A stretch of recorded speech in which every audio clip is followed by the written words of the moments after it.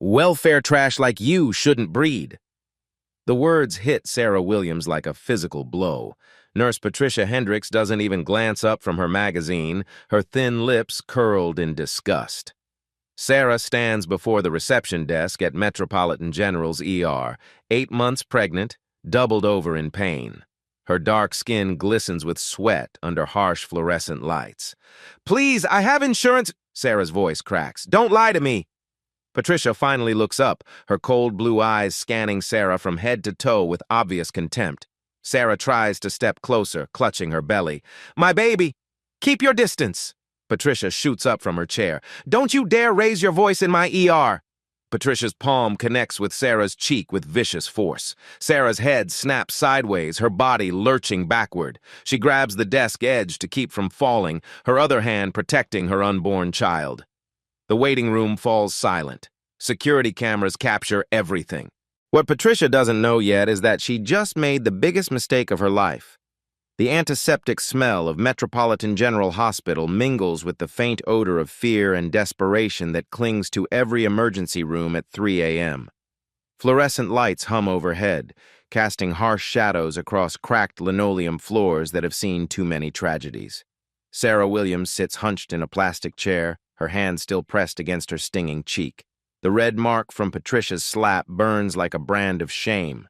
Around her, the waiting room tells 1,000 stories of human suffering. An elderly man coughs into a blood-stained handkerchief. A young mother rocks a feverish baby. A construction worker cradles his injured arm. But Sarah feels utterly alone. She pulls her worn cardigan tighter around her shoulders, trying to make herself invisible. Her wedding ring catches the light. A simple gold band that represents 3 years of happiness with James. They'd saved for months to buy their modest home in Riverside Heights, a quiet neighborhood where children ride bikes on tree-lined streets and neighbors still wave hello.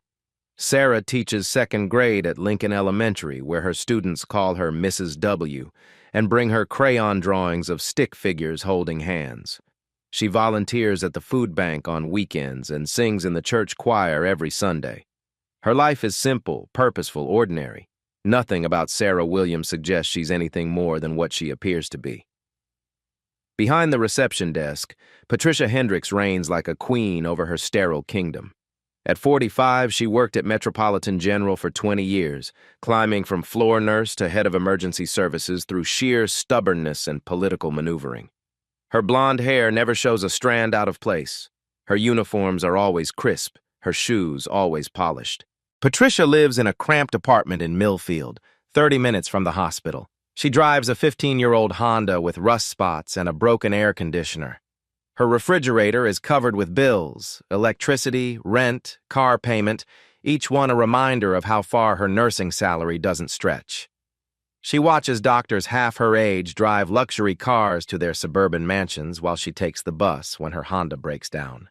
She sees administrators with business degrees making decisions about patient care from their corner offices, while she deals with the blood and chaos on the front lines. Patricia has learned to find her power in small places. A harsh word here, a deliberate delay there. The ability to make someone wait just because she can. Tonight, like every night, she's the gatekeeper between pain and relief, and she decides who deserves which. The hospital itself reflects the city's deep divisions. Metropolitan General serves everyone from tech executives with platinum insurance to homeless addicts paying with crumpled Medicaid cards. The wealthy get private rooms and attentive service. The poor get folding chairs and suspicious glances.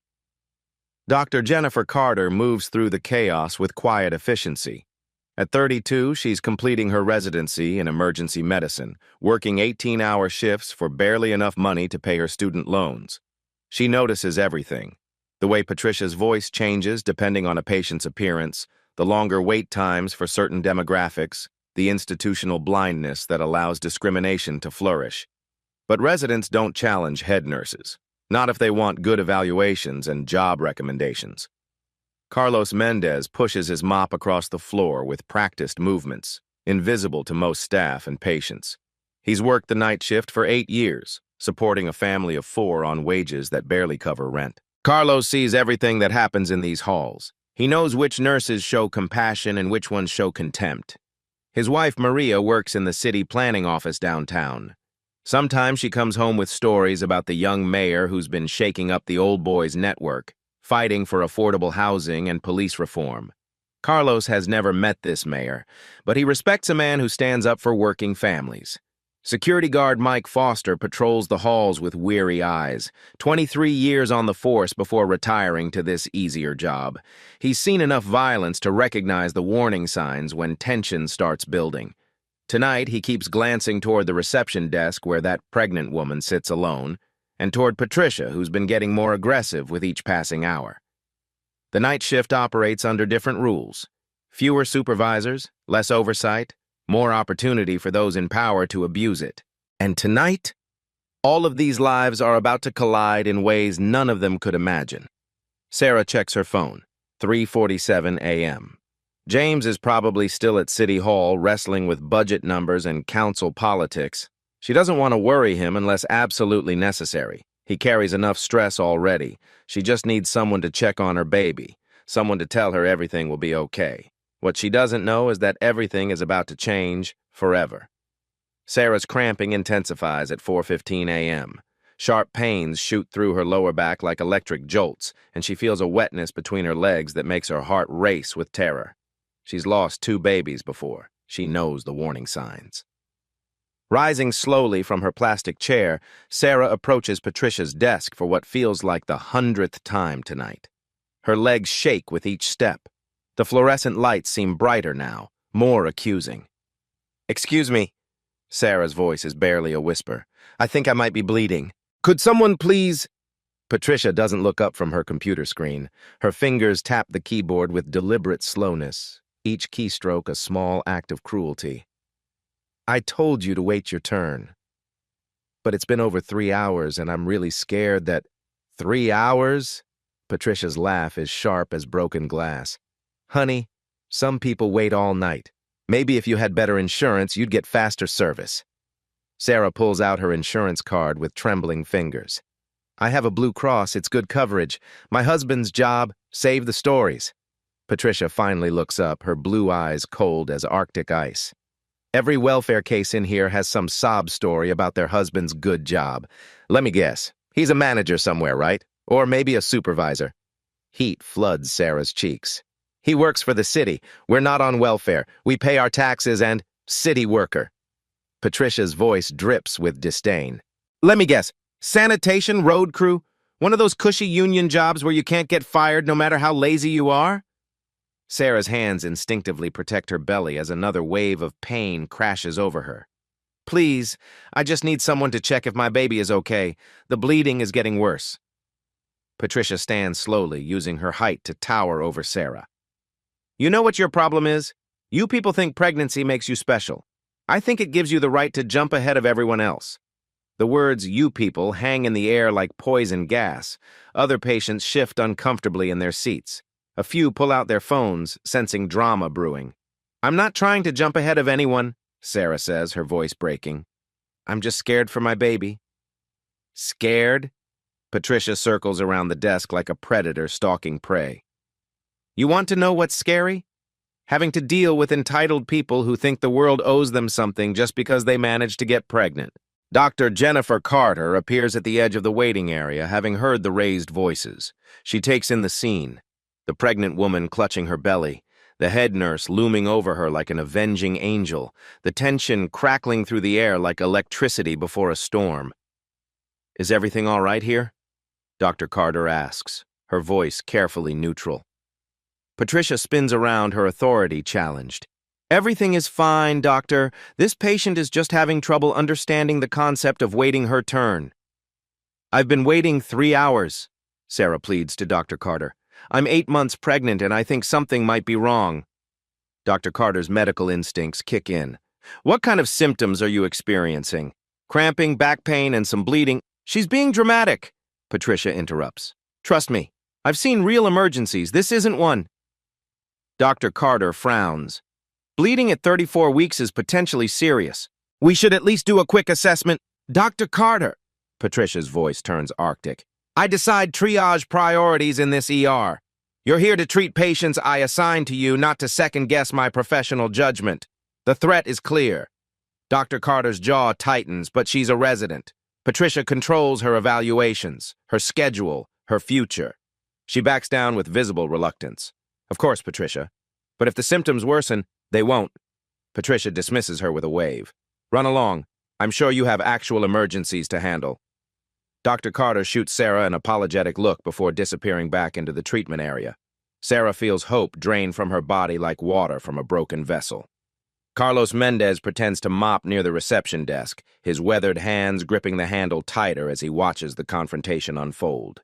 He's seen Patricia bully patients before, but never this viciously. His phone weighs heavy in his pocket. He knows he should record this, but hospital policy strictly forbids employee recordings.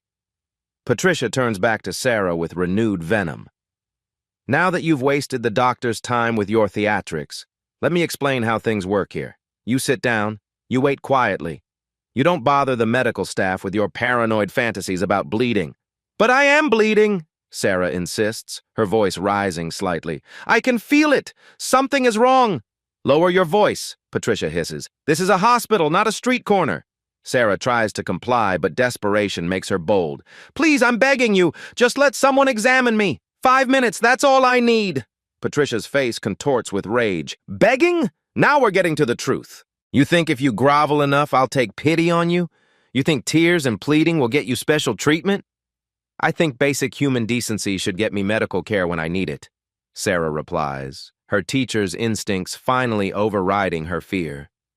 The words hit Patricia like a slap. Her face flushes red and her hands clench into fists at her sides.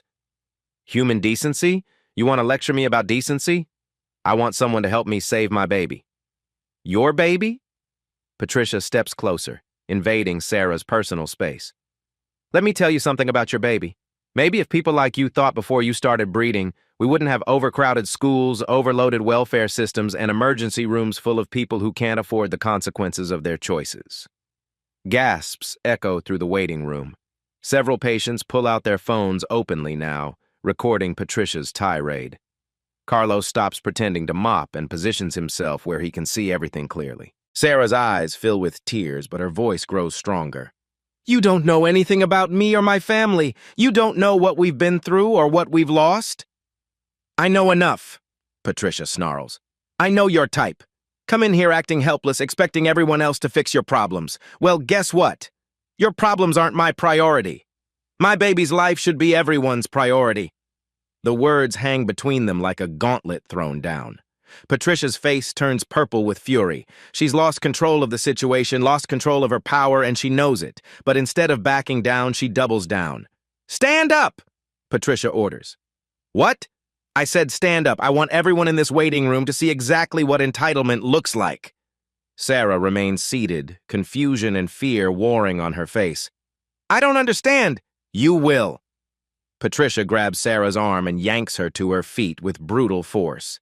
Sarah cries out as pain shoots through her back and abdomen. This, Patricia announces to the room, her voice carrying across the stunned silence, is what happens when people think pregnancy gives them the right to make demands. Her hand draws back, and for a moment, time seems suspended. Carlos reaches for his phone. Dr. Carter reappears at the treatment area entrance. Security guard Mike Foster takes a step forward.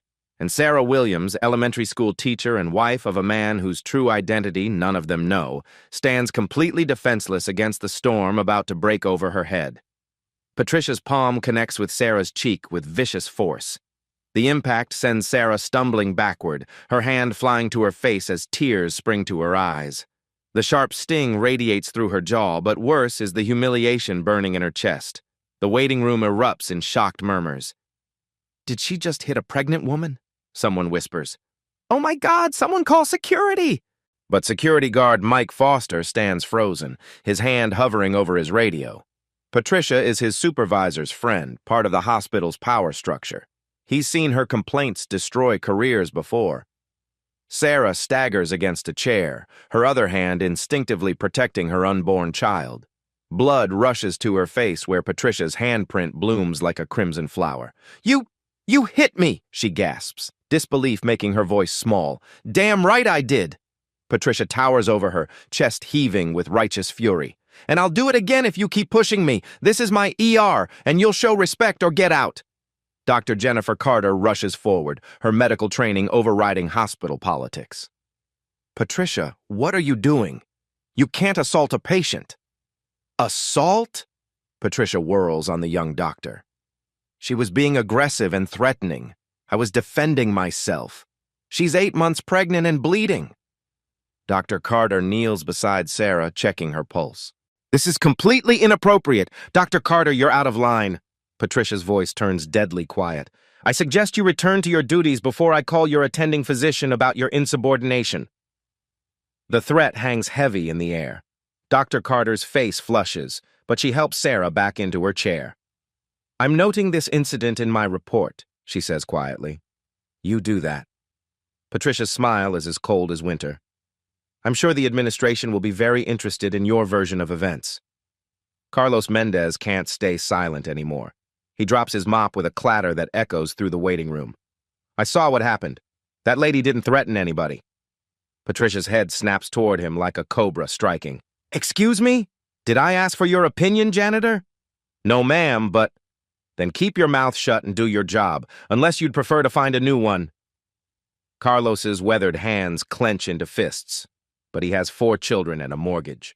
He picks up his mop with trembling fingers, his eyes burning with impotent rage. Sarah tries to stand again, desperate to escape this nightmare. I'll go to another hospital. I just want to leave. Sit down. Patricia blocks her path like a prison guard. You're not going anywhere until I decide you can go. You can't keep me here against my will. Watch me. Patricia pulls out her phone. Mike, get over here. We have a disruptive patient who needs to be restrained. Security guard Foster approaches reluctantly, his face ashen. Patricia, maybe we should just let her go to... Are you questioning my authority too? Patricia's voice rises to a shriek. Does anyone in this hospital remember who's in charge here? Sarah feels wetness spreading between her legs. The stress and trauma are triggering premature labor. Something's really wrong, she whispers. I think my water just broke. More dramatics. Patricia doesn't even look. You people will say anything to get attention. But Dr. Carter sees the growing stain on Sarah's dress and her face goes white. Patricia, she needs immediate medical attention. This could be a life-threatening emergency. The only emergency here is this woman's attitude problem. Sarah doubles over as a contraction rips through her abdomen. She's only 34 weeks pregnant. This baby is coming too early. Please, she gasps. Something's happening to my baby. Your baby will be fine when you learn to behave like a civilized human being. The cruelty of the words hits Sarah like a physical blow. She's been polite, patient, and desperate. She's done everything right, and still this woman treats her like garbage. A young mother across the room starts recording with her phone. This is insane, she mutters. Someone needs to stop this. Patricia notices the phone and storms over. Delete that right now. No way. This is assault and I'm documenting it. Hospital policy prohibits recording. Security. But Mike Foster has had enough. Patricia, I think you need to calm down. This situation is getting out of hand. Out of hand? Patricia's voice cracks with hysteria. I'm trying to maintain order in this zoo and everyone's turning against me. She spins back towards Sarah, who's now hunched over in obvious labor. This is all your fault. You came in here acting entitled, disrupting my ER, turning my staff against me. Sarah looks up through tears of pain and humiliation. I just wanted help for my baby. Your baby? Patricia's laugh is harsh and bitter. Let me tell you something about your baby. Maybe this is nature's way of telling you that some people shouldn't reproduce. The words hit the waiting room like a bomb. Even Patricia's supporters look horrified. Someone gasps, "Oh my God." Another person whispers, "She didn't just say that." Dr. Carter steps between them. That's enough, Patricia. I'm taking this patient to Trauma Bay 3 right now. You'll do no such thing. I'm the charge nurse and I'm a doctor with a patient in active labor. Dr. Carter's voice cuts through Patricia's protests. Get out of my way or I'll have you removed. Patricia's face contorts with pure malice. You know what, doctor? Maybe you need a lesson in authority too. She grabs the nearest phone and dials hospital administration. This is Patricia Hendricks in an emergency. I need security to remove two disruptive individuals, a patient who's been threatening staff and a resident who's being insubordinate. Carlos can't take any more. He pulls out his cell phone and starts recording. Hospital policy be damned. Lady, you're crazy. This woman needs help. Put that phone away right now or I'll have you arrested. For what? Doing what's right? Carlos keeps filming as Patricia's composure completely crumbles. More patients join in the recording. The waiting room becomes a chorus of dissent against Patricia's tyranny. This is disgusting, someone calls out. She hit a pregnant woman, another voice adds. Patricia realizes she's lost complete control. Her face turns purple with rage as she screams at the room. All of you shut up! I have 20 years of experience. I know what's best for patients. You don't know anything! Sarah cries out as another contraction hits, more violent than before. Dr. Carter checks her watch. The contractions are coming every 3 minutes now. Patricia, I'm taking her to delivery whether you approve or not. Over my dead body. For a moment, the two women face off like gunfighters at high noon. Then Patricia's phone buzzes with a text message. She glances at it and her face transforms from rage to confusion to growing horror. The message is from the hospital administrator. Emergency situation developing in ER. Mayor Williams en route with security detail. Prepare for immediate review of all protocols. Patricia's blood turns to ice. Mayor Williams? But that would mean... She looks at Sarah with new eyes, seeing past her simple clothes and exhausted appearance. The quiet dignity, the expensive wedding ring, the way she speaks, educated, articulate, despite her fear. What did you say your last name was? Patricia asks, her voice suddenly small. Sarah looks up through her pain. Williams. Sarah Williams. The phone slips from Patricia's numb fingers and shatters on the floor. Mayor James Williams has been all over the news lately. The young reformer fighting corruption. The man who's been investigating discrimination in city services. The man who's married to an elementary school teacher. Through the hospital's glass doors, Patricia sees a convoy of black SUVs pulling into the parking lot. Red and blue lights flash in the pre-dawn darkness. Patricia realizes she's been recorded assaulting and denying medical care to the mayor's wife. Her world is about to end. Sarah fumbles for her phone with shaking hands, each movement sending fresh waves of pain through her body. She avoided making this call all night, hoping she could handle the situation alone. But as another contraction grips her like a vice, she realizes she has no choice. The phone rings twice before a familiar voice answers. Sarah, what's wrong? James. Her voice breaks. I'm a Metropolitan General. Something's wrong with the baby, and they won't help me. The line goes silent for a heartbeat. When James speaks again, his voice carries a weight Sarah has rarely heard, the voice of a man accustomed to being obeyed. Stay exactly where you are. Don't move. Don't sign anything. Don't let anyone touch you until I get there. I'm bringing help. Patricia watches Sarah make the call with growing unease. Something about the pregnant woman's tone has shifted. The desperation is still there, but underneath it runs a current of quiet confidence, as if salvation is finally coming. 15 minutes later, the automatic doors burst open with a whoosh of cold morning air. But what enters isn't a worried husband and maybe a few family members. James Williams strides through the entrance like a force of nature, his presence commanding immediate attention. Behind him follows an entourage that makes the late-night ER staff freeze in place. Chief of Police Robert Martinez in full uniform, Hospital Board Chairman Thomas Bradley in an expensive suit despite the early hour, City Attorney Linda Thompson carrying a briefcase, and two news crews with cameras already rolling. Patricia stands behind her desk, watching this parade of power approach her domain. Her nursing instincts tell her to be deferential. These are obviously important people. But her pride refuses to bow down. Visiting hours are over, she announces, stepping into their path with false authority. You can't just storm in here because someone called you. This is a medical facility with rules and... Chief Martinez holds up his badge, the gold shield gleaming under fluorescent lights. Ma'am, we're here on official business.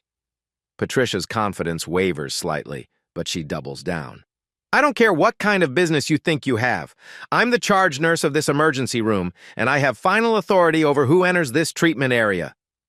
Board Chairman Bradley steps forward, his silver hair and expensive suit radiating the kind of power that comes from old money and older connections. Miss Hendricks, I'm Thomas Bradley, chairman of this hospital's board of directors. A flicker of recognition crosses Patricia's face, but she's too far down this road to turn back now. Mr. Bradley, I'm glad you're here.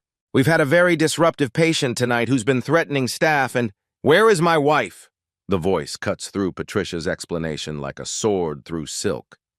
James Williams steps past the others, his eyes scanning the waiting room until they lock onto Sarah, still hunched in her plastic chair, tears streaming down her face. Patricia scoffs, her sense of superiority intact. Your wife? So what if you brought some big shots to intimidate me? Having important friends doesn't change the fact that she was being difficult and— Miss Hendricks, James says quietly, his voice carrying the kind of authority that doesn't need to be loud. I'm James Williams. Good for you, Mr. Williams. That doesn't change anything. Your wife still needs to follow hospital protocol and— I'm the mayor of this city.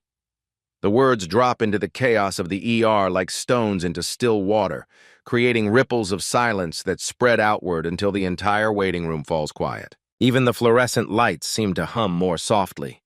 Patricia's face goes through a series of expressions, confusion, disbelief, then slowly dawning horror as the implications sink in. The pregnant woman she's been tormenting, humiliating, and denying care isn't just another welfare case. She's the wife of the most powerful elected official in the city. That's impossible, Patricia whispers. She doesn't look like— Like what? James's voice is deadly quiet. Like someone who deserves basic human dignity? Like someone whose life matters? Chief Martinez steps forward, his hand resting casually on his radio. We've received multiple reports of assault and medical negligence. I'm going to need to review the security footage from tonight. There's been a misunderstanding, Patricia stammers, all her earlier bravado evaporating like morning mist. Mrs. Williams the situation was— I didn't know who she was. City Attorney Thompson opens her briefcase and pulls out a legal pad. And that matters how, exactly? Are you saying patient care at this hospital depends on who someone is married to? Patricia realizes she's stepped into quicksand with every word.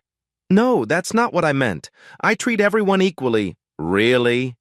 Dr. Carter appears from the treatment area, her face flushed with righteous anger. Because I witnessed you physically assault this woman and deny her emergency medical care for hours. Carlos Mendez steps forward, still gripping his mop handle like a weapon. I got it all on my phone. Everything she did, everything she said. The young mother with the recording holds up her device. Me too, the whole thing's already uploaded to social media. Patricia watches her 20-year career crumble in real time. The security cameras have recorded everything. Multiple witnesses have video evidence. The media is already here. There's no covering this up, no explaining it away, no making it disappear. James kneels beside Sarah's chair, his public persona melting away to reveal a terrified husband. I'm sorry I wasn't here sooner, sweetheart. Let's get you and our baby the care you need. Patricia tries one last desperate gambit.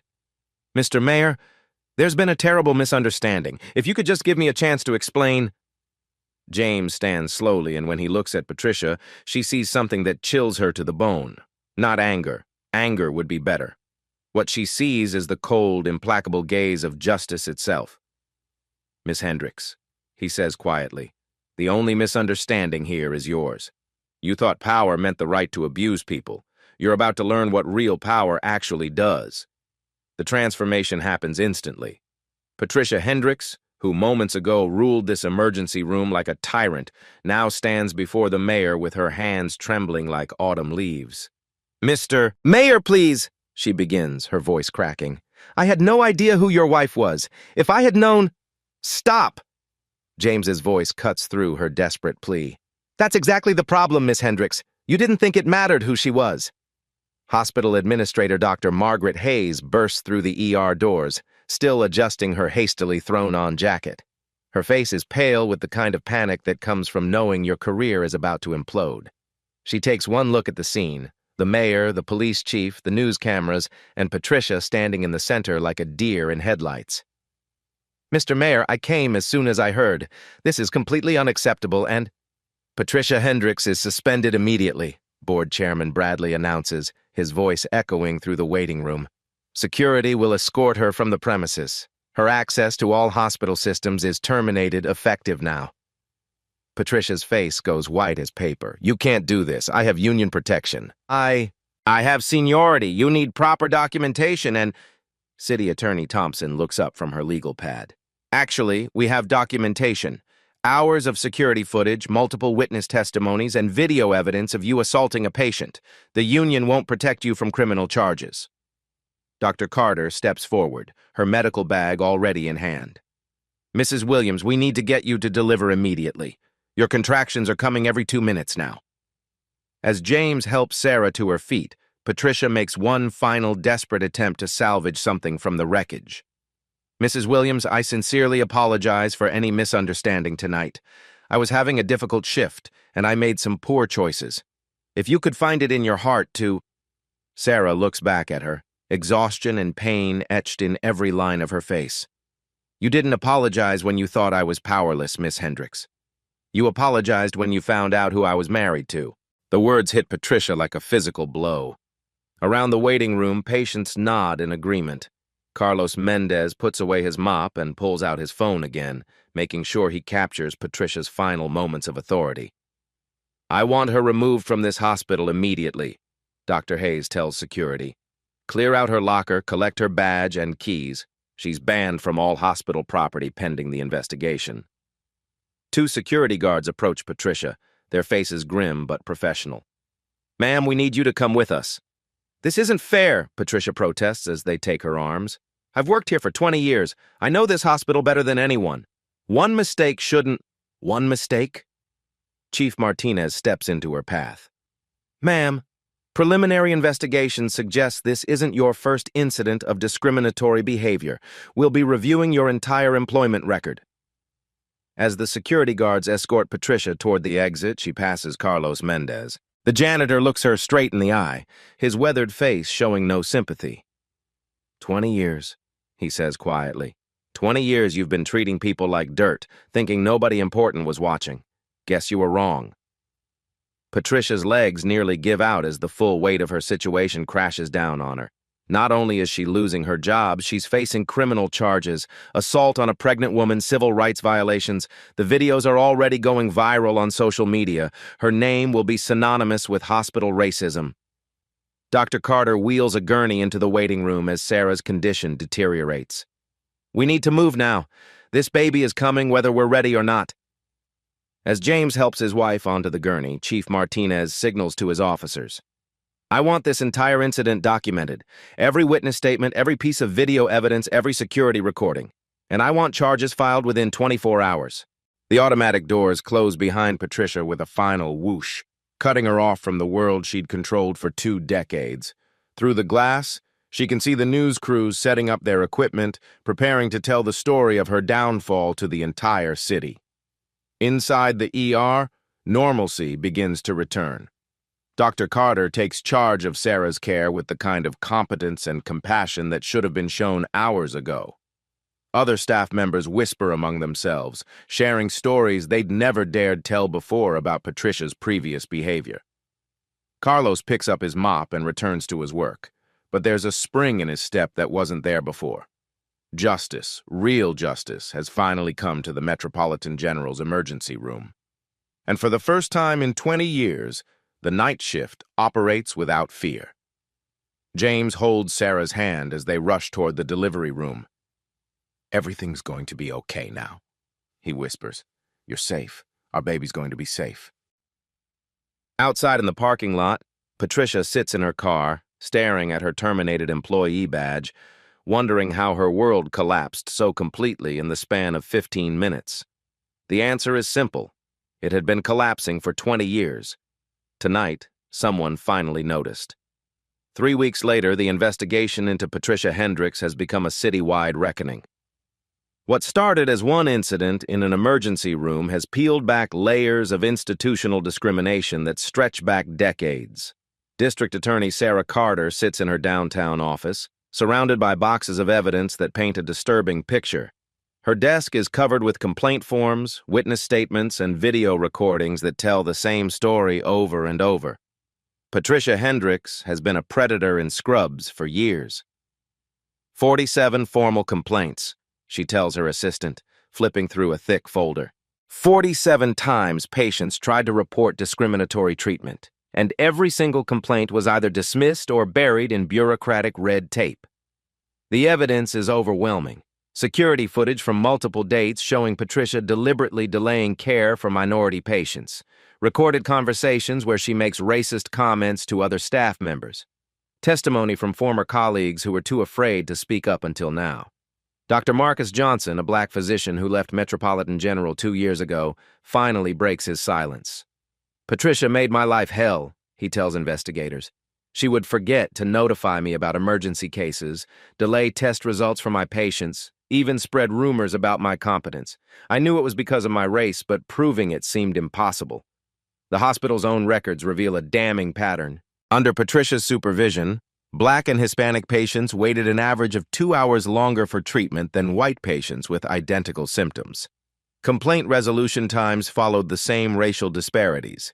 Pain medication was prescribed less frequently to minority patients, regardless of medical need. Hospital Board Chairman Thomas Bradley calls an emergency meeting as the scope of the cover-up becomes clear. "How did we miss this for 20 years?" he demands. But the answer is uncomfortable. They didn't miss it. They ignored it. Former Administrator Dr. Richard Hayes, Margaret's predecessor, admits under oath that he received multiple warnings about Patricia's behavior. She was efficient, experienced, and the emergency department ran smoothly under her supervision. We chose to focus on those metrics rather than investigate discrimination claims that seemed subjective. The Federal Department of Justice launches its own investigation, sending a team of civil rights attorneys to review every aspect of Metropolitan General's operations. What they find shocks even seasoned investigators.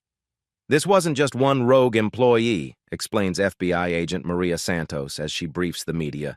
"This was systemic institutional failure. Multiple levels of management knew about discriminatory practices and chose to enable them rather than address them." The criminal trial begins 2 months after Sarah's baby is born. Maya Williams entered the world healthy despite her premature arrival, but the trauma her mother endured has left lasting scars on the entire family. Prosecutor Sarah Carter presents a methodical case that destroys any sympathy for Patricia. Video after video shows her treating patients with contempt based solely on their race. The courtroom gasps when Carlos Mendez's phone footage plays, showing Patricia's assault on a pregnant woman in crystal clear detail. Patricia's defense attorney, Robert Sterling, attempts multiple strategies. He argues she was overworked and stressed. He claims Sarah was aggressive and threatening. He suggests the racial discrimination allegations are exaggerated by opportunistic complainants seeking settlements. Every defense crumbles under the weight of evidence. Dr. Jennifer Carter takes the stand and destroys Patricia's credibility with clinical precision. "She told me this patient wasn't a priority because of her race and social status. When I tried to provide medical care, she threatened my career. She put personal prejudice above a patient's life." Carlos Mendez's testimony electrifies the courtroom. His weathered hands shake as he describes years of watching Patricia's cruelty. "I saw her make people wait in pain because she didn't like the color of their skin. I saw her refuse wheelchairs to elderly black folks while giving them to younger white patients. 20 years I watched, and nobody would listen to a janitor." The trial becomes a focal point for national discussions about healthcare equity. Medical schools across the country begin reviewing their curricula. Nursing boards examine their disciplinary procedures. Hospital systems implement real-time monitoring for bias in patient care. Judge Maria Rodriguez listens to weeks of testimony with growing disgust. During sentencing, she addresses Patricia directly. "Miss Hendricks, your actions represent not just individual prejudice, but the institutional failure that enables such prejudice to flourish. You abused a position of trust while vulnerable people sought help in their darkest moments." Patricia's sentence reflects the severity of her crimes. 18 months in federal prison for civil rights violations, complete loss of her nursing license, a $50,000 fine, and 500 hours of community service in minority healthcare clinics. The civil judgment awards the Williams family $2.3 million in damages, but the real victory comes in systematic change. Metropolitan General faces a $15 million federal settlement and 5 years of federal oversight. The hospital must implement comprehensive bias training, diversify its leadership, establish an independent patient advocacy office, and submit to regular audits of care disparities by race. The Sarah Williams Healthcare Equity Act passes through the state legislature with bipartisan support. The law requires all healthcare facilities to track and report patient care metrics by race, mandates bias training for all medical staff, and establishes an anonymous reporting system for discrimination complaints. 23 other states introduce similar legislation. Nursing boards nationwide add discrimination as grounds for automatic license revocation. Medical licensing exams begin including questions about implicit bias and cultural competency. Dr. Jennifer Carter is promoted to Chief of Emergency Medicine at Metropolitan General, becoming the youngest person ever to hold the position.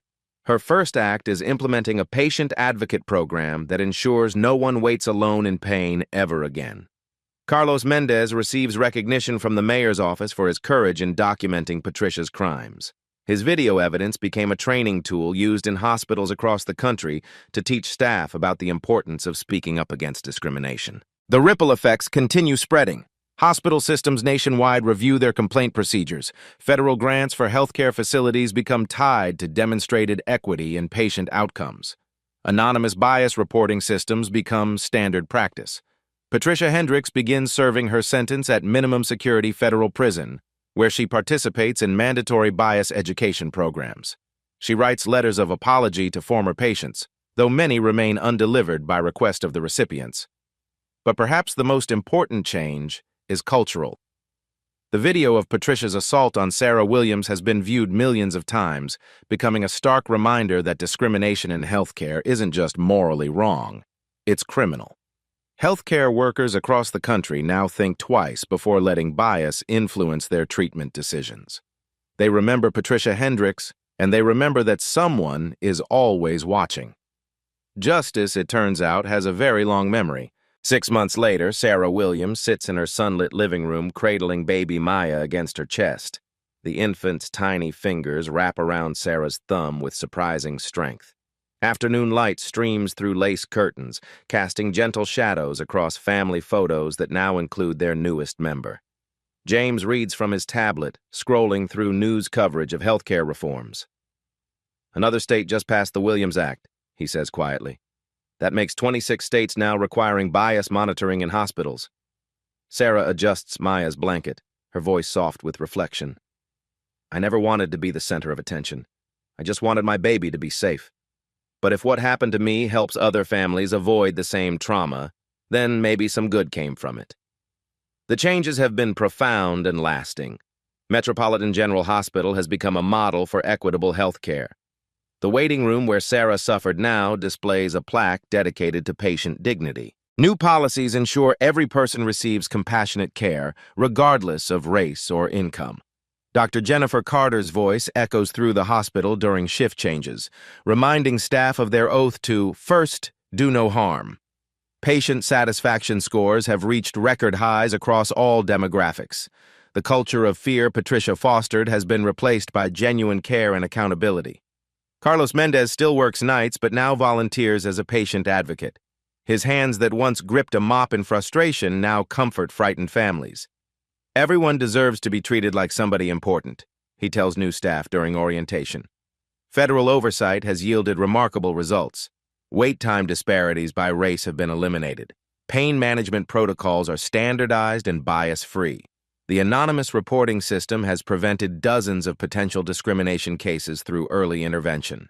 Across the country, the Sarah Williams effect continues rippling through healthcare systems. Nursing schools require cultural competency courses. Medical boards conduct surprise equity audits. Hospital administrators know discrimination isn't just morally wrong, it's financially and legally catastrophic. Patricia Hendricks serves her sentence quietly, participating in bias education programs she wishes had existed 20 years ago. Her case study is taught in ethics classes, a cautionary tale about unchecked prejudice destroying both victims and perpetrators. The Williams family established the Maya Williams Scholarship Fund, supporting minority students pursuing healthcare careers. They quietly use settlement money to ensure the next generation of medical professionals reflects community diversity. Sarah has returned to teaching with a new perspective on advocacy. Her students still call her Mrs. W, but now she also speaks at medical conferences about patient experience. Her quiet strength has become a powerful voice for healthcare equity. Looking directly into a documentary camera, Sarah speaks with the authority of someone who survived injustice and created lasting change. Discrimination in healthcare isn't rare, it's just rarely recorded. Every patient deserves dignity, regardless of race, income, or who they know. If you see injustice, speak up, record it, report it, don't wait for someone else to act. James adds his perspective. Change happens when ordinary people refuse to accept extraordinary injustice. Patricia thought my wife was powerless, but every person has power when they demand basic human dignity. The camera captures Maya sleeping peacefully, unaware her traumatic entry helped make hospitals safer for countless other children. Statistics tell the transformation story. Healthcare discrimination complaints decreased 60% in Williams Act states. Patient satisfaction among minority communities reached historic highs. Medical schools report bias and equity discussions have become central to curricula. But beyond statistics lies a deeper truth. Healthcare culture has fundamentally shifted. The video of Patricia's assault serves as a permanent reminder that discrimination has consequences. Someone is always watching, and justice may be delayed but won't be denied. If this story moved you, share it. Healthcare discrimination affects millions of Americans yearly. Your voice can help ensure Patricia Hendricks's behavior becomes unthinkable rather than typical. Have you experienced or witnessed healthcare discrimination? Share your story in the comments. What would you have done in Sarah's situation? Follow for more stories where justice prevails against systemic bias. Like if you believe healthcare should be equitable for everyone. Here's what we want you to think about. Patricia Hendricks probably went to work that night believing she was just doing her job. She likely went home convinced she'd handled a difficult patient appropriately. How many other Patricia Hendricks are working right now convinced their bias is actually professionalism? And more importantly, what are you going to do to make sure the next pregnant woman who walks into an emergency room gets the care she deserves, regardless of the color of her skin? Sometimes the most powerful weapon against injustice isn't anger or violence. Sometimes it's simply refusing to stay silent when someone's dignity is under attack. The story you heard today wasn't cleaned up. It was told exactly as it happened. At Black Voices Uncut, we believe that's the only way truth can live. If you felt something, hit like, comment, and your reaction, and subscribe. Every week, we bring you voices that refuse to be silenced. Black customers pay more. White customers pay less. That's the game. Taylor Brooks tapped the register screen, training his newest barista. See this latte? Menu says $4.50. But when a black customer orders it, you charge $6. They never check receipts. Emma Wilson stared at him, 19 years old, first week on the job. That's stealing. That's profit. Taylor's smile was razor thin. Do it or get out. A black customer approached the counter, ordered a medium latte. Emma's hand shook as she pressed the upcharge button. $4.50 jumped to $6. He paid without looking, walked away, and just like that, the theft machine kept running. But in 3 days, one customer would check his receipt, and 3 words from a terrified employee would burn this whole system to the ground. 3 days earlier, Adrian Stone stood at his corner office window, 42 floors above Seattle. He'd built an empire, 42 coffee shops, 12 years of grinding, $340 million in annual revenue. His phone buzzed. Email notification. Subject, I'm done supporting you. From Dr. Marcus Franklin. Adrian clicked it open. Mr. Stone, I've been your customer for 8 years. I've spent over $40,000 at your stores. Today, someone showed me proof. I've been systematically overcharged. Not by accident, by design. Because I'm black. I'm done. Don't contact me. Adrian's chest tightened. Dr. Franklin was a professor, a regular at the Seattle flagship, one of their best customers. His phone buzzed again. Text from his PR director. Urgent. TikTok video going viral. 1.4 M views in 6 hours. You need to see this now. A link followed. Adrian clicked it. The video was shaky, filmed from behind a supply shelf, hidden. A young woman's voice. Trembling, scared. I can't stay silent anymore. They force us to do this every shift, every day. The camera panned to a register screen. A transaction in progress. Black customers latte $6, white customers latte $4.25. Same drink, different prices. We add charges to black customers, give discounts to white customers. The manager trained us to do it. Week 1. The camera shifted. A glimpse of a schedule board, a manager's office door. The nameplate read, Taylor Brooks, store manager. Adrian's blood went cold. Taylor, his star performer, the guy he'd personally promoted 2 years ago, the manager with the highest margins in the company. The video continued. If we refuse, they cut our hours. Fire us. I tried reporting it. Corporate sent my complaint right back to him. He buried it. The employee's face appeared, partially hidden by a hood. Someone needs to know. This has to stop. The video ended with a geolocation tag, Seattle flagship store. His flagship, his first store. The one he'd opened with his life savings. Adrian set his phone down carefully. 1.4 million views, comments flooding in. People tagging news outlets, calling for boycotts. He pulled up his laptop, searched the store's financial data. Seattle flagship, 11.2% profit margins. Company average, 6.8% margins. He'd sent Taylor a congratulations email last month. Outstanding performance, keep it up. His stomach turned. He clicked deeper into the data. Transaction records, pricing patterns. The numbers didn't lie. Average transaction, black customers, $6.20 average transaction, white customers, $4.89. Same products, same sizes, different prices, for 2 years. Adrian walked to the wall behind his desk. A framed receipt hung there, the first sale he'd ever made. November 14th, 2012, 1 medium latte, $3.50. Customer, Mrs. Eleanor Patterson. He remembered her. 81 years old, black.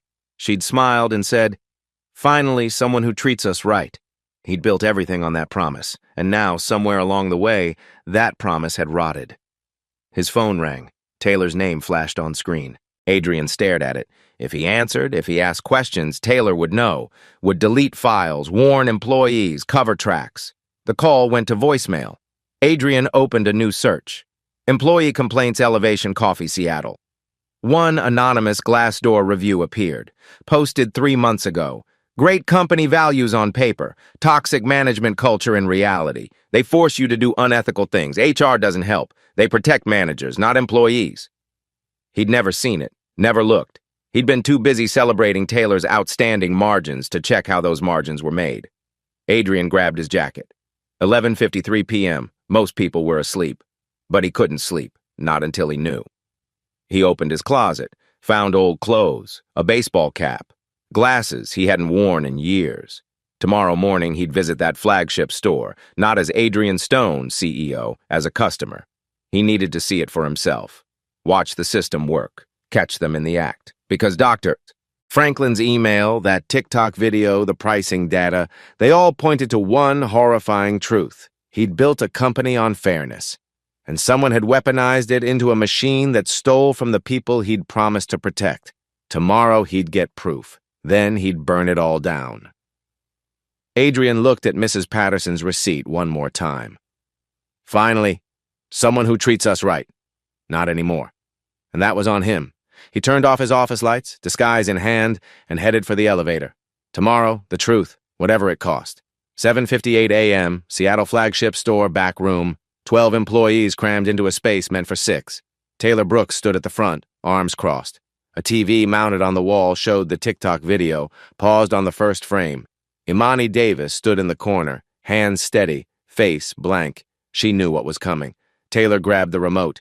"Everyone watch." He pressed play. The video played, the whispered confession, the register screen, the accusation.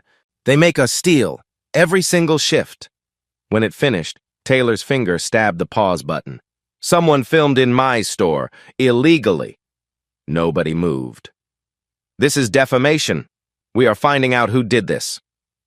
Emma Wilson, 19, shifted nervously by the door. She glanced at Imani, looked away fast. "If anyone talks to the media, to corporate, to anyone outside this room, you're done. Immediate termination." His eyes swept across them. "We're a family here. Family protects family, understand?" Murmurs of agreement. Scared, half-hearted. James Anderson raised his hand. "But is it true? Do we actually—" "Meeting over." Taylor cut him off. "Back to work." then loud enough for everyone to hear, "Imani, my office, now!" The office door closed. Through the window, the staff watched Taylor leaning forward, aggressive. Imani's shoulders stayed squared. 30 seconds later, the door flew open. "Clean out your locker. You're done." Imani's face stayed calm. "You don't even know it was me." "I know everything that happens here." Taylor's smile was cruel. 5 minutes, then I call security." Imani walked to her locker. Every eye followed her. She pulled out a thick folder, a notebook, her name tag. The name tag, Imani Davis, barista. She unpinned carefully and set on the top shelf. Emma appeared beside her. "I'm sorry, I should have—" "Don't. You've got bills, student loans, I get it." "What are you going to do?" Imani closed the locker. "Tell the truth, loudly." She walked toward the exit. James caught her at the door. "We should have stood with you. Then you'd all be out here too." She looked back. "He's counting on you being too scared." "Are you scared?" "Terrified. But I'm more scared of staying silent." She pushed through the door. Outside, Imani sat on the curb, folder in her lap. 2 years of work, gone. Rent due in 12 days. But the folder held something Taylor didn't know about. Evidence. The back door cracked open. Emma slipped out. "I've got 2 minutes before Taylor notices." She sat beside Imani. "I hate that I didn't stand up. You're here now, that counts." "Does it?" "You're fired. I'm still doing his dirty work." Imani opened the folder, showed the receipts, dozens, highlighted, annotated.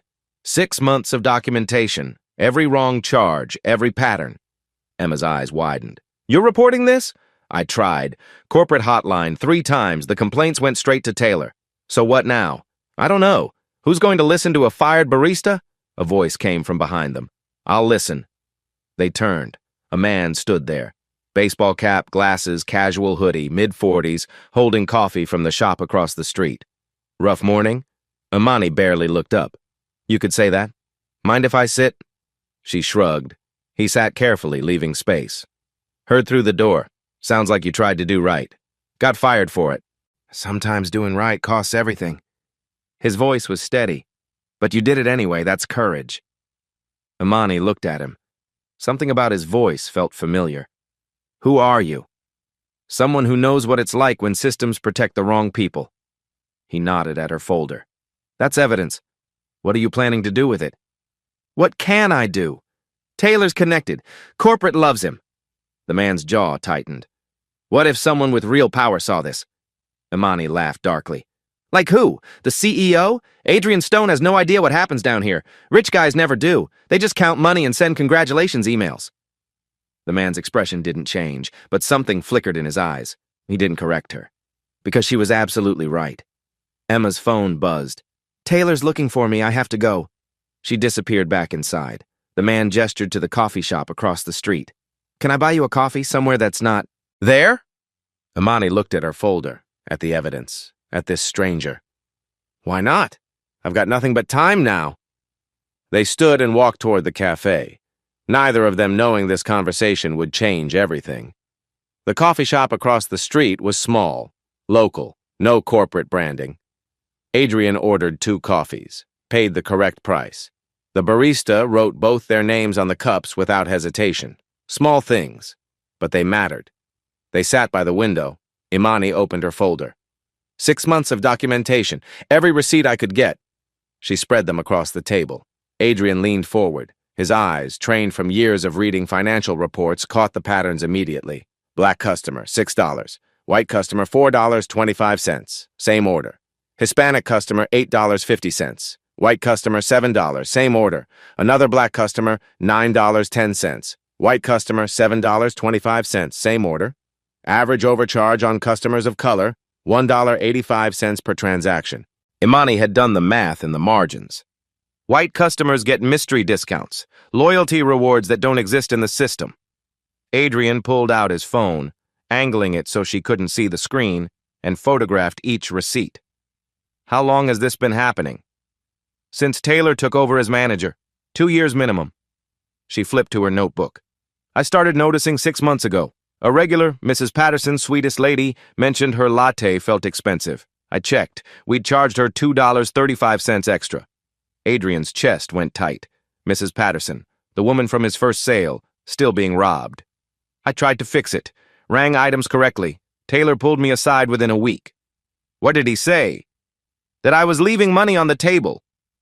Imani's voice went hard. Then he showed me the bonus structure. Store margins above 8%. Staff gets 50 to 100 extra per month. Taylor gets way more. She pulled out a printed email. Company letterhead. Official bonus structure. Adrian stared at it. He'd approved that program 5 years ago, designed to reward efficiency, now weaponized into theft. So he steals to hit bonus targets and forces us to help. I refused at first. He cut my hours from 35 to 12 per week. Imani's hands curled into fists. Rent was due. I had no choice. The others? Emma hates it. Cries between shifts. Student loans are crushing her. James tried to resist too. Same thing happened. Hour cuts until he broke. Adrian sat back. This wasn't just one bad manager. This was systematic exploitation, economic coercion forcing employees to commit crimes against customers. What about corporate? You said you reported it. 3 times, the ethics hotline. Imani's laugh was bitter. Every complaint got routed to Taylor for local investigation. He buried them all. Adrian knew that system.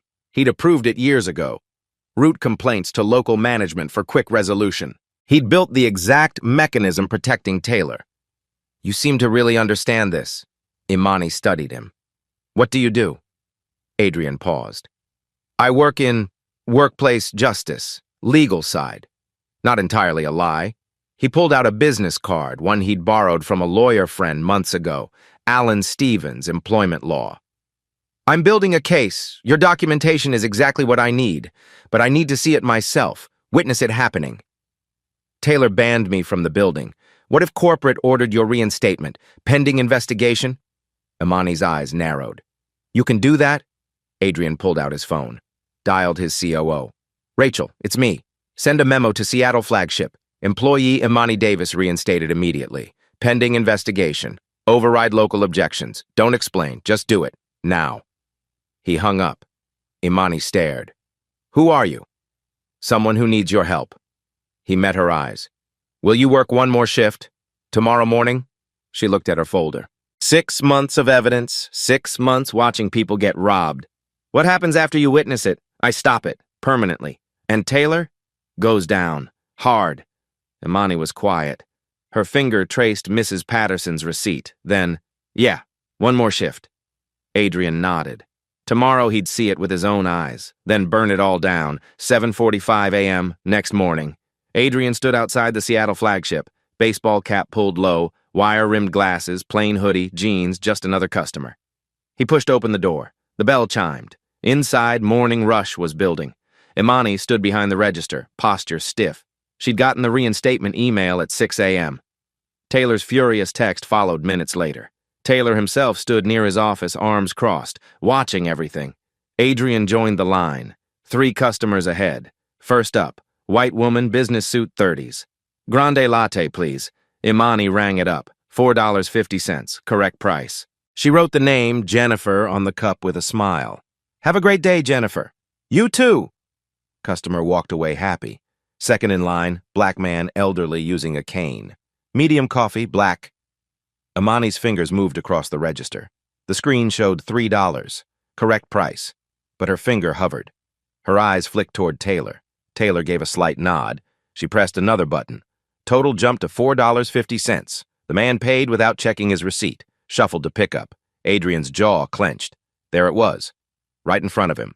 Third customer, white teenager. Small iced coffee? Imani rang it up. $3.75. Then her finger moved down. A discount appeared. Total, $3.25. Loyalty discount, Imani said automatically. The teenager smiled. Oh, cool, thanks. Paid and left. Adrian stepped to the counter. Imani's eyes widened slightly when she saw him, but she controlled it. What can I get you? Medium latte, please. Her fingers moved to the register. $4. $50 appeared. Then Taylor's voice cut through the store. Imani, my office, now! He'd been waiting for this, testing her, making sure she was still compliant. Imani stepped back. Emma, take over. Emma Wilson emerged from the espresso machine, wiping her hands on her apron, nervous. Sorry about that. She stepped to the register. Medium latte? Please. Emma's hands shook as she pressed the buttons. $4.50 appeared. Then Taylor appeared behind her, his voice loud enough for Adrian to hear. Emma, optimization protocol! Emma's face went pale. Her finger hovered over the screen. Adrian watched her internal war, 3 seconds of pure agony on her face. She pressed the button. $4.50 became $6. That'll be $6, she whispered. Adrian pulled out his wallet slowly. I ordered regular milk. Why $6? System auto-added premium. Can you remove it? Taylor's voice boomed from behind. Lines building, Emma, keep moving! 4 people stood behind Adrian now, all watching. Adrian looked at Emma, really looked at her. 19 years old, tears at the corners of her eyes, trapped. Emma's voice dropped to barely audible, 3 words. Just pay it. Adrian froze. Not, let me fix it. Not, I'll get my manager. Just pay it. Surrender. Defeat. A teenager forced to steal, hating every second. He handed over $6, took the receipt, the cup, blank. No name. Behind him, a white woman stepped up, ordered the exact same drink. Emma rang it up, $4.50. Then, without prompting, applied a discount, $4.25. Loyalty reward, Emma said, voice mechanical now. She wrote the woman's name, Sarah, on the cup. Adrian moved to the pickup area. Same drink. $1.75 difference. He pulled out his phone, photographed his receipt, then carefully retrieved Sarah's receipt from the trash, photographed them side by side. Evidence. Adrian found a corner table, clear view of the register. He ordered a pastry 30 minutes later, paid $4.50 for what the menu said was $3, and watched. 8:45 a.m., black woman, medium cappuccino, charged $7. Menu price, $5.50. 8:52 a.m., white man, same drink, charged $5.10. Discount applied. 9:03 a.m., Hispanic teenager, small iced coffee, charged $5.25. Menu price, $3.75. 9:15 a.m., white elderly woman, same drink, charged $3.50. Discount. 9:28 a.m., black man in suit, large latte, charged $7.85, menu price, $6. 9:35 a.m., white woman in suit, large latte, charged $5.50, loyalty discount, over and over, the pattern held. Adrian opened his phone's notes app, did the math, 23 black-brown customers, average overcharge $1.85, 19. White customers, average undercharge 40 cents. Total stolen in 90 minutes, $42, 55 cents. He extrapolated, daily, 8-hour operation, $280 monthly, $8, 400 annually, $100, 800, $100,000. One store, 1 year. His phone buzzed. Text from Rachel, his COO. Seattle audit complete, margins 11.2%. Other stores average 6.8%, want details 11.2%. Taylor wasn't just hitting targets, he was crushing them on stolen money. 10 a.m. Emma took her break. Adrian followed her outside. She sat on the back steps, head in her hands. Rough shift? He asked. She looked up, startled. You're the customer, the latte. Yeah. He sat a respectful distance away. You okay? She laughed. It came out as a sob. No, I'm really not. The overcharging. How long have you been doing it? Her head snapped up. You noticed? Hard not to. Emma's face crumpled. I hate it, every single day. But I need this job. Her voice broke. Student loans are $47,000. Rent is $1,200 a month. If I get fired. Did they train you to do this? First week. Taylor called it margin optimization. Said it was normal business. She wiped her eyes. He said we'd get bonuses, 50 to 100 extra per month if we hit targets. Did you know what it actually meant? I thought it was like surge pricing or something. I didn't think. She stopped. I didn't think about who we were stealing from. But you know now. Yeah. And I hate myself for it. She looked at him. You're going to report this, aren't you? Would that be so bad? For Taylor? No. For us? We all lose our jobs. Emma, James, everyone we participated. We're guilty too. Adrian's chest ached. She wasn't wrong. What if there was a way to fix this without destroying the people who were forced into it? Emma's eyes held desperate hope. How? By going after the system, not the victims. I'm not a victim. I pressed the buttons. I stole. Under coercion. That's different. Her phone buzzed. Text from Taylor. Break over, now. She stood quickly. What are you going to do? Talk to your manager. Taylor, why? Because I'm going to give him enough rope to hang himself. Emma's phone buzzed again. Urgent. I have to go. But be careful. Taylor makes problems disappear. She hurried inside. Adrian sat on the steps a moment longer. Taylor made problems disappear, not this one. Adrian walked back inside, approached the counter. James Anderson was on register now. I need to speak to the manager. I have a complaint. James hesitated. What kind? Pricing issue. James's face went neutral. I'll get him. 30 seconds later, Taylor emerged. Professional smile locked in place. I'm Taylor Brooks, store manager. How can I help? I was charged $6 for a medium latte. Menu says $4.50. The smile never wavered. System glitch. Let me refund you. Keep it. I want to understand the glitch. Taylor's eyes narrowed slightly. Old POS software. Acts up sometimes. Funny. The customer after me got the same drink for $4.25. Loyalty discount. She's a regular. Adrian pulled out his phone. Showed the side-by-side receipt photos. I've been here 90 minutes. Documented 40 transactions. There's a pattern. Taylor's smile vanished. Who are you? Someone who believes in honest business. Look, if you're some kind of reporter, I'm a customer who's been watching systematic theft. Taylor glanced around. Store was busy, too public. Let's discuss this in my office. Not a request. Adrian followed him. The office was small. Awards covered the wall. Manager of the Year 2023. Highest revenue growth. Excellence in operations. All built on theft.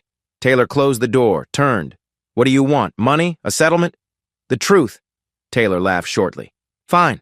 This is retail. Corporate sets impossible targets. I find creative solutions. Creative meaning stealing from black customers? I prefer revenue optimization. Taylor leaned against his desk. We identify low audit risk transactions. Customers who don't check receipts, don't complain, invisible income.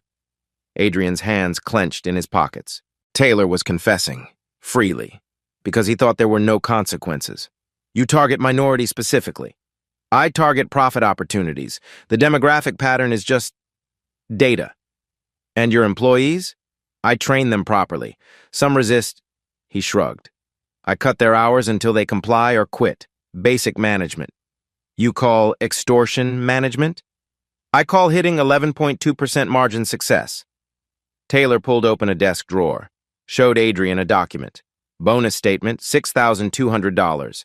Regional manager position opens next month. These numbers guarantee it. Adrian stared at the number. $6,000. Built on stealing from people who looked like him. From Mrs. Patterson's Social Security checks. From Dr. Franklin's loyalty. From every customer who trusted his company. One last question, Adrian said carefully. Do you know who I am? Taylor crossed his arms. Should I? Adrian reached up, removed his glasses, then his baseball cap. Recognition hit Taylor like a freight train. Color drained from his face. Mr. Stone, this isn't... Finish that sentence. I want to hear the lie. Taylor's mouth opened, closed, silent. Adrian pulled out his phone, pressed play on the recording he'd been running since entering the office. Taylor's voice filled the room. We identify low audit risk transactions, customers who don't check receipts. That's a confession, Adrian said quietly, to systematic theft, discrimination, coercion. Taylor stumbled backward. You can't... My contract... Theft voids contracts. Adrian opened the office door. The entire staff stood outside. They'd heard everything through the thin walls. Imani stood in front, arms crossed, Emma beside her, James behind, all of them watching. Taylor's empire crumbling in real time. Call security, Adrian said to James. Mr. Brooks is terminated, effective immediately. Taylor's face went from pale to red. You can't fire me. My contract, theft voids contracts, you're done. I hit every target. Desperation showed. You rewarded me. I rewarded numbers, not theft. Adrian's jaw was tight. This ends now. He turned to the staff. Everyone front. Close the register. Emma flipped the sign. Closed for staff meeting. Adrian pulled out his laptop, connected it to the customer display screen. You need to see this. Numbers filled the screen. 90-minute analysis. Asterisk black/brown customers, 23. Overcharge plus $1. 85 AVG asterisk white customers, 19. Undercharged, 40 cents AVG asterisk total theft, $42.55 asterisk daily, tilde $280 asterisk monthly, tilde $8, 400 asterisk annual, tilde $100 800 gasps. 100,000 stolen every year. This store alone. Next slide. Company data, asterisk. Seattle, 11.2% margins asterisk average, 6.8% asterisk. Difference, $100K plus stolen. Want to know where it went? He projected Taylor's bonus statement. Quarterly bonus, $6,200, $6,000 from theft, Emma cried silently. James's fists clenched. A voice from behind. I spent my Social Security here. Mrs. Patterson stood in the doorway, 81, cane in hand. She held up today's receipt. Latte was $6.50. Menu says $4.50. Adrian's heart broke. Mrs. Patterson, I trusted you. Her voice shook with rage. Where were you when this happened? Not here in an office looking at numbers. I failed you. Sorry doesn't pay bills. But a refund will, every penny, with interest. Security arrived. Escort him out, he's terminated.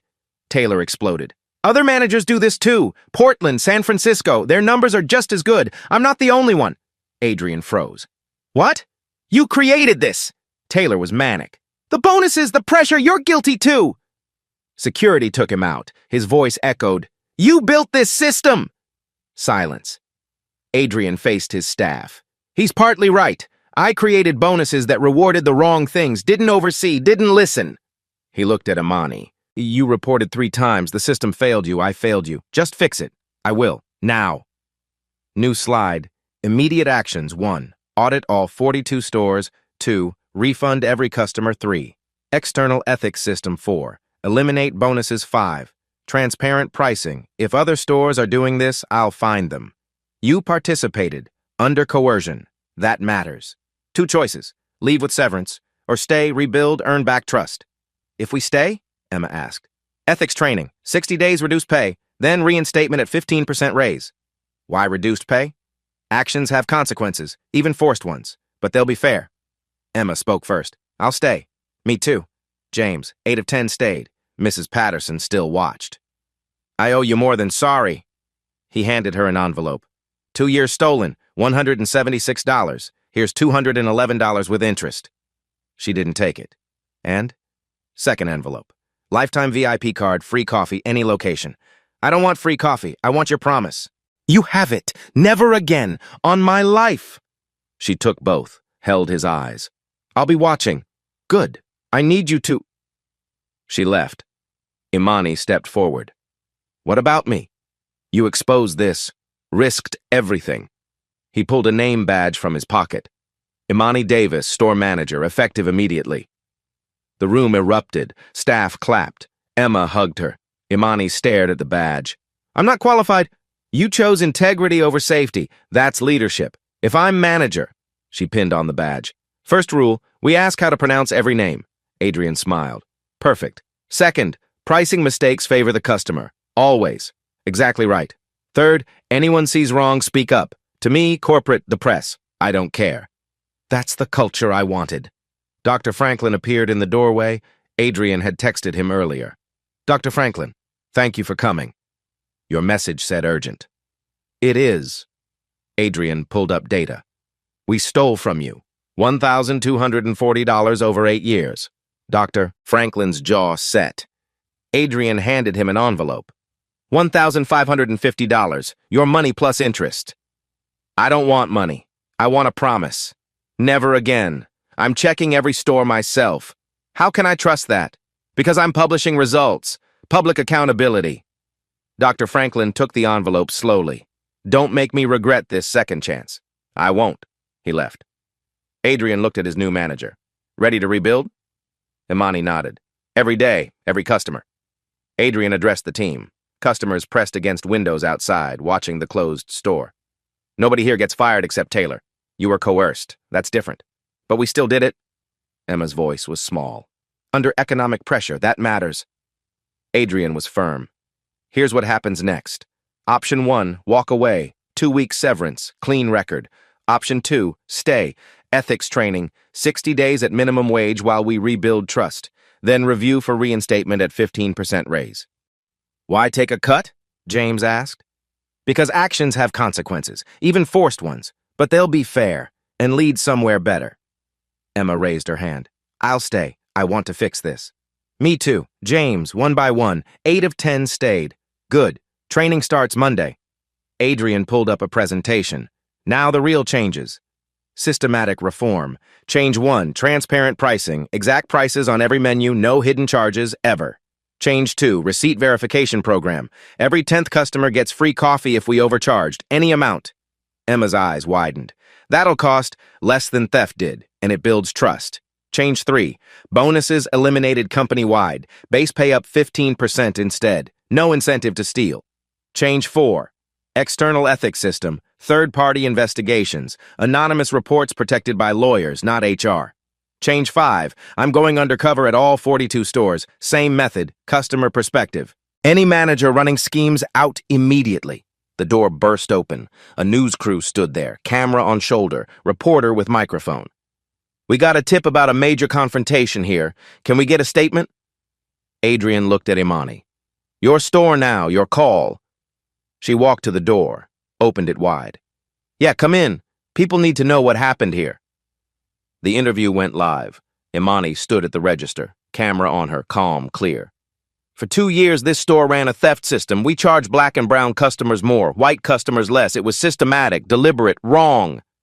The reporter's eyes widened. You participated in this? I was forced to. Threatened with lost hours if I refused. Others were too. She gestured at Emma and James. We're not innocent, but we were trapped by someone who exploited our need to survive. What changed? Someone with real power finally saw the truth with his own eyes. She turned to Adrian. This is Adrian Stone, CEO of Elevation Coffee Collective. He went undercover as a customer, witnessed the theft himself. Adrian stepped into frame. I built a system that allowed this to happen. That failure is mine. Now I'm fixing it. How exactly? Full forensic audit of every store. Refunds to every customer we robbed, new independent ethics oversight, completely transparent pricing. What about criminal charges? Already filed against former manager Taylor Brooks. Theft, fraud, discrimination, the DA has all the evidence. The reporter turned to her camera for a live update. You're hearing it here first. Behind them, the door flew open again. Customers flooded in. 20, 30, 40 people. More coming. Mrs. Patterson led them. We saw the news alert on our phones, came to see if this is real. Adrian faced the growing crowd. It's real. We stole from you, many of you, for months, some for years. He turned the display screen toward them, showed the numbers. Average overcharge, $1.85 per transaction. If you're a regular customer here, you're getting a refund letter this week. Full amount stolen plus 20% interest. A black man in the crowd spoke up. I've been coming here 3 years, almost daily. How much did you take from me? Give your name to Imani right now. We'll calculate it today. Refund check issued immediately. You'll walk out with it. Just like that? It's your money. We're giving it back. No lawyers, no waiting, today. A woman raised her hand. How do we know this won't happen again? How can we trust you? Imani answered before Adrian could. Because I'm the manager now. I'm the one who exposed this system. Lost my job for it. And my first act as manager? She walked to the wall behind the counter, grabbed Taylor's revenue target board, ripped it off the wall. This is garbage. She threw it in the trash, replaced it with a new board she'd already prepared. Customer trust score, goal, 95% trust rating measured by receipt accuracy, customer surveys, employee honesty reports. We measure success by trust now, not by how much we can steal. Applause started, slow at first, then louder. The victims, the people who'd been robbed, were clapping. Mrs. Patterson stepped forward, held up her refund check. This man kept his promise to me, gave back every penny that was stolen. She looked at the crowd. I'm giving him another chance. You should consider it too. Dr. Franklin entered, having heard the commotion. She's right, I'm angry, I feel betrayed. But he's actually fixing it. He held up his check. Actions matter more than words. Watch what he does next. The reporter captured it all. The confessions, the refunds, the change happening in real time. Emma stepped forward, directly into the camera. I stole from people. I hated every second of it. But I was scared of losing my job, my ability to pay rent. Tears streamed down her face. I'm sorry to every single person I hurt. I'm staying here to make it right. James joined her. Me too. We're going to earn back your trust, however long it takes, whatever it takes. The cameras got it all. Adrian looked at Imani. Your store, what's next? She surveyed the crowd. Her staff, the cameras still rolling. We reopen, right now. We serve coffee, honestly. And we prove every single day that this change is real. She walked to the front door, flipped the sign. Open! Customers started entering, forming a line. Mrs. Patterson went first. Medium latte, please. Imani rang it up on the register. $4.50. Exactly right. She wrote the name clearly on the cup with a marker. That'll be... She paused. Actually, this one's on the house. For your patience with us. Mrs. Patterson smiled. Paid the $4.50 anyway. This is how you rebuild trust, baby. One honest cup at a time. She dropped a $5 bill in the tip jar. The new one, clearly labeled, shared equally among all staff. The cameras captured every moment. The moment a company chose truth over profit. The moment victims became leaders. The moment change became real. 1 hour later, the news crews had left. The crowd had thinned. Adrian stood in the back room with his team. Laptop open. Time to build the new system. Let's talk about what happens next. Real changes, starting today. He pulled up a presentation. Week 1, immediate actions. First, full audit launches now. All 42 stores. I've called in our accounting team and a third-party forensic firm. Every receipt from the past 2 years gets analyzed for pricing patterns? Emma asked. Who does that? Independent professionals, experts in fraud detection. Any store showing discrepancies, management removed same day. No warnings. He clicked to the next slide. Second, customer restitution begins tomorrow. We have transaction records, credit card data, we can identify victims. Numbers appeared. Seattle store, asterisk, 2,843 customers affected, asterisk, average refund, $63 per person, asterisk. Total owed, $179,109. Letters go out tomorrow morning. Full refund plus 20% interest, plus a personal written apology from me. James whistled low. That's $180,000, just one store. Closer to $215,000 with interest. Multiply that by however many stores were running this. Adrian's jaw was tight. And it's what's right, Imani spoke up. What about customers we can't track? Cash transactions? Good question. We're setting up a claims process. Anyone who believes they were overcharged can submit receipts or transaction dates. We verify and refund. What if they don't have receipts? If they're irregular and our records show frequent visits during the theft period, we refund based on average overcharge. Benefit of doubt goes to customers. Always. Next slide. Third, the bonus structure. Gone. Eliminated across all 42 stores. Effective immediately. Concerned murmurs. But base wages increase 15%, company-wide, today. No performance requirements. The concern shifted to surprise. You're giving us raises? Emma's voice cracked. After you were exploited and coerced? Yes. Adrian was firm. Fair compensation removes the economic pressure to steal. Fourth, pricing transparency mandate. New slide showed redesigned menu boards, new standards, asterisk. Exact prices listed, tax included, asterisk. No hidden charges permitted, asterisk. QR code links to live pricing audit, asterisk price. Match guarantee at every register. If we charge you wrong, item is free plus a $20 gift card, no questions. James studied the screen. That'll cost money when we mess up. Good, it incentivizes accuracy. Honest mistakes are forgivable. Systems designed to steal aren't. Fifth, ethics system overhaul. New reporting infrastructure, asterisk. Third-party firm, Ethics Point Solutions, asterisk 24/7. Anonymous hotline plus secure web portal, asterisk. Guaranteed external investigation of every report, asterisk. Whistleblower protection handled by law firm, not HR, asterisk 0. Routing to local management.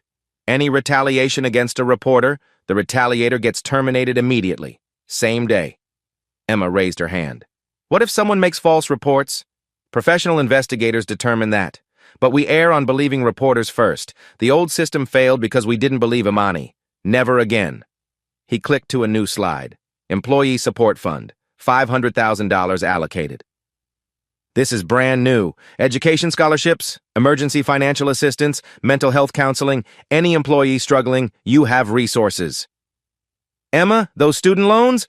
We have a debt assistance program now. James, you want to finish your business degree? Tuition covered. James looked stunned. You're investing in us? After everything? After you survived systematic abuse? Absolutely.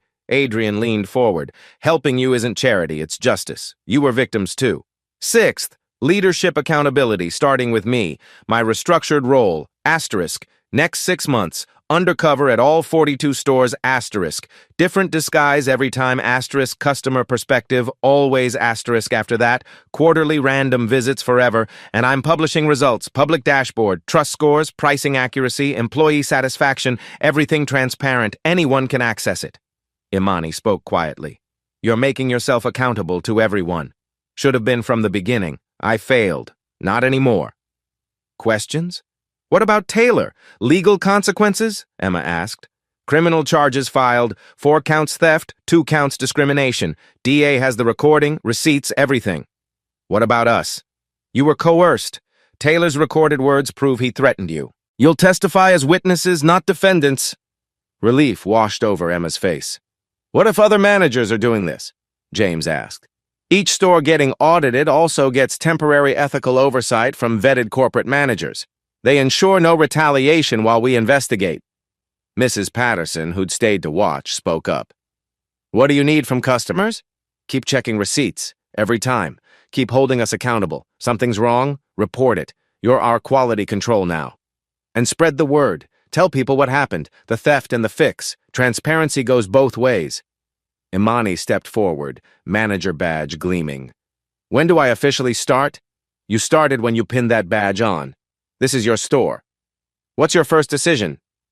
She thought for a moment. We put up a sign, front door, where everyone can see. What sign? She grabbed a marker and poster board, wrote in large, clear letters, We're sorry. We participated in systematic theft. We were wrong. We're fixing it. Every day. Every customer. The team. She showed it to Adrian. Honest enough? He smiled. First real smile in days. Perfect. Exactly right. Together, they taped it to the front door. Customers gathering outside stopped to read it. Some shook their heads and walked away, but many stayed, watching, waiting. A black woman in business attire knocked on the glass. Imani opened the door. I saw your sign. That took guts. We owed the truth. I've been overcharged here for months. I knew something was off, but I figured what's the point of complaining? The point is you deserved better. We're doing better, starting right now, starting with you. The woman studied Imani's face, looking for sincerity. Found it. All right, one chance. Thank you. Your next drink is free, and you'll get a full refund check within 72 hours. You're serious. Completely serious. The woman entered. Others followed cautiously, testing. Adrian stood back and watched. Watched Imani step behind the counter with confidence. Watched her train Emma with patience. Watched James welcome returning customers with genuine apologies. This was exactly what he'd built the company for 12 years ago. It had taken losing everything to finally remember that promise. But now they were building it right. For real this time. 3 weeks later, 6:30 a.m. Imani unlocked the Seattle flagship's front door, her keys, her store. Inside, she straightened the sign. Under new management, committed to fair service.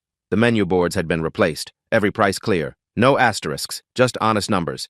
Emma arrived at 6:45, 15 minutes early. Morning, boss. Morning. How are you? Better. The counselor has been helpful. I'm sleeping again. Good. You don't carry this alone anymore. They prepped together, Emma on espresso machine, Imani on register. At 6:58, Sophie Miller arrived. First shift, 20 years old. Nervous. First day jitters? Imani asked. Yeah, never worked coffee before. That's okay, I'll train you right. First lesson, menu price is the price we charge, period. No additions, no discounts. Clear? Sophie nodded, taking notes. Second, customer names matter. Not sure how to pronounce? Ask. They'll appreciate it. What if I forget? Ask again. Respect matters more than memory. Doors opened at 7 a.m. First customer, Mrs. Patterson, Tuesday regular. Mrs. Patterson, your usual? Please, baby. Imani rang it up. $4.50. Exactly right. It had removed all unauthorized charge buttons. She wrote Mrs. Patterson on the cup carefully. That'll be $4.50. Mrs. Patterson pulled out her VIP card. This still real? Absolutely. On the house. She paid anyway. Supporting what you're building. This is how you build it. $5 bill in the tip jar. Shared equally among all staff. Morning rush built. 7:23 a.m. Black businessman ordered large latte. Imani rang it. $6. Correct. Wrote his name. Marcus, clearly. Have a great day, Marcus. He checked his receipt. Looked at the price. At her. It's right. Almost surprised. Always will be. 7:45 a.m. White customer. Complicated order. Soy milk, extra shot, vanilla, caramel drizzle. Sophie handled it. Rang each modification. Total, $8.25. No random discount, just actual price. Customer paid and left. Sophie turned to Imani. Should I have given a discount? She seemed regular. Only if there's a real promotion. Otherwise, no. Fair means fair for everyone. Even if she expects it. Especially then, we're breaking old patterns. 8:30 a.m. James arrived. Morning shift now, his choice. Better for coursework. How's business class? Imani asked. Hard, but good. The scholarship covering books helps huge. You'll make a great manager someday, learning from the best. Emma's moment came at 9:15 a.m., a customer she recognized. She'd overcharged him dozens of times under Taylor. Her hands shook as he ordered. Medium cappuccino, $5.50. She rang it correctly. Before handing the receipt, she breathed deep. Sir, I need to apologize. Confused look. For what? I worked here under old management. I overcharged you multiple times. It was wrong. I'm sorry. He blinked. You're apologizing? Yes, you deserved better. You'll get a refund letter, but I wanted to say it personally. His expression softened. That takes courage, kid. Trying to do better. $10 tip in the jar. Emma's eyes watered. Imani squeezed her shoulder. That's courage. Making it right face to face. Noon. Adrian walked in. No disguise. Just himself. Staff recognized him. Mr. Stone, didn't know you were coming. That's the point. Spot check. How's it going? See for yourself. Imani pulled up the daily report. Every transaction logged, every price matched menu exactly. Zero discrepancies. Adrian scanned numbers. Looked at the team. Emma making drinks focused. James training Sophie. Imani managing with quiet confidence. You're doing it right. Imani held up a receipt. Customer named Daniel. $4.50 for medium latte. Perfect. Third one today I've set aside. Why? Proof. Every perfect receipt proves we're doing it right. She led him to her office, pointed to the wall. Adrian's original receipt pinned there. $6 overcharge, circled in red. Below it, 30 perfect receipts from 3 weeks, all correct, all honest. Underneath, handwritten. The receipt that changed everything, and the receipts that prove we changed. Adrian's throat tightened. This was what he'd wanted to build. Can I order coffee? Of course. Medium latte. She rang it. $4.50, wrote Adrian clearly. He paid, took receipt, checked it. Perfect. He looked at his team, felt something he hadn't in weeks. Real pride. Keep doing this. Every day, every customer. As he left, heard Emma asking a name. It's Aliyah, Aliyah, Aliyah, Aliyah. Beautiful name. Customer smiled. Small moment. But it mattered. 6 months later. The numbers told a story. 42 stores audited. 11 managers removed. Similar schemes uncovered in Portland, San Francisco, Denver. $843,000 refunded to 8,340 customers across all locations. 3,200 employees retrained in ethical service. But numbers weren't the whole story. Taylor Brooks faced trial. 4 counts theft, 2 counts discrimination, guilty on all counts. 18 months prison, $250,000 in fines. Imani Davis enrolled at University of Washington Business Program. Full scholarship, still managing Seattle flagship. Store trust score, 94%. Emma Wilson became shift supervisor, led ethics training for new hires. Student loan debt reduced by $12,000 through company assistance. James Anderson completed his degree, promoted to assistant manager, Tacoma location. Mrs. Patterson still came every Tuesday, paid for her coffee despite the lifetime card, supporting what you're building. Dr. Franklin returned monthly, brought colleagues, trust rebuilt, one visit at a time. Seattle flagship's wall of receipts had grown, hundreds of perfect transactions, proof of sustained change. Adrian kept his promise. Every quarter, different disguise, different store. Checking, watching, holding himself accountable. Underscore, underscore, underscore, underscore, underscore, underscore, underscore, underscore, underscore, underscore, underscore, underscore, underscore, underscore, underscore, underscore. If this story gave you chills, smash that like button right now. If you believe people like Amani deserve to win, hit like. If you think leaders like Adrian should be everywhere, hit like. Then subscribe and ring that notification bell because we drop stories about justice, courage, and people who refuse to back down every single week. Drop a comment.